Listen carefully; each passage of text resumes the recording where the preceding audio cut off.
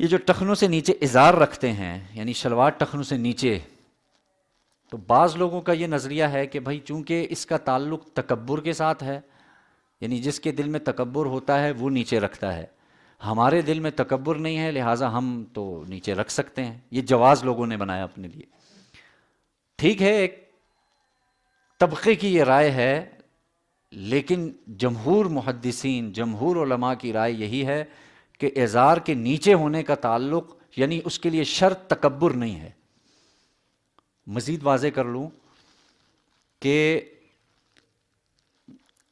اصل میں یہ تھا نا، حضرت ابوبکر صدیق رضی اللہ تعالیٰ عنہ دلیل کے طور پہ جو لوگ پیش کرتے ہیں، حضرت ابوبکر صدیق رضی اللہ تعالیٰ عنہ جب نبی علیہ الصلوۃ والسلام نے اتنی ارشادات فرما دیے، ازار جو حصہ شلوار کا ٹخنوں سے نیچے ہوگا، اور آپ صلی اللہ علیہ وسلم نے اس کے بارے میں آگ تک کی وعید سنائی ہے، جہنم میں جلے گا، اتنی وعید ہے، تو اس پر ابوبکر صدیق رضی اللہ تعالیٰ عنہ نبی علیہ الصلوۃ والسلام کے پاس گئے اور عرض کیا، اللہ کے رسول چونکہ میں دبلا ہوں، پتلا ہوں، یہاں میری کمر اتنی نہیں ہے، تو جب میں باندھتا ہوں نا لنگی تو وہ ڈھیلی ہو کے نیچے چلی جاتی ہے اور ازار سے نیچے چلی جاتی ہے، تو آیا اللہ کے رسول یہ بھی داخل ہو جائے گا، یعنی میں بھی اس میں داخل ہو جاؤں گا، یہ بھی تکبر میں آ جائے گا؟ تو آپ صلی اللہ علیہ وسلم نے فرمایا یہ چیز یعنی تم اس میں داخل نہیں ہوگے، یعنی یہ تکبر نہیں ہے۔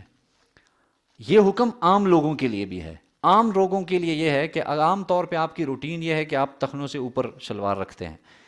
بے دہانی میں جا رہے ہیں، پیدل زیادہ سفر ہے، بے دہانی میں نیچے چلا گیا تو ٹھیک ہے، یہ تکبر میں داخل نہیں ہوگا۔ لیکن اب دوسرے مسئلے کو سمجھیے، خود باقاعدہ طور پہ نیچے باندھنا یا نیچے کرنا، یہ تکبر تو نہیں لیکن تکبر کی علامت ضرور ہے، اس بات کو واضح ہو جائے، یعنی یہ تکبر نہیں ہے لیکن تکبر کی علامت ضرور ہے، اور اسی سے دل میں تکبر پیدا ہونے کا 100% امکان ہے، اس وجہ سے منع کیا گیا ہے نبی صلی اللہ علیہ وسلم۔ بات واضح ہو گئی؟ تو اس لیے بعض لوگ یہ کہتے ہیں کہ ہمارے دل میں تو تکبر نہیں ہے لہٰذا ہم نیچے کر لیں، یہ تکبر شرط نہیں، یہ خود بذات خود یہ عمل بتا رہا ہے کہ یہ اس آدمی میں تکبر کی علامت ہے، بچنا چاہیے اس سے، بہت اہم حکم ہے، جس حکم پر جہنم کی وعید آ جائے تو اس سے بچنا ضروری ہوتا ہے۔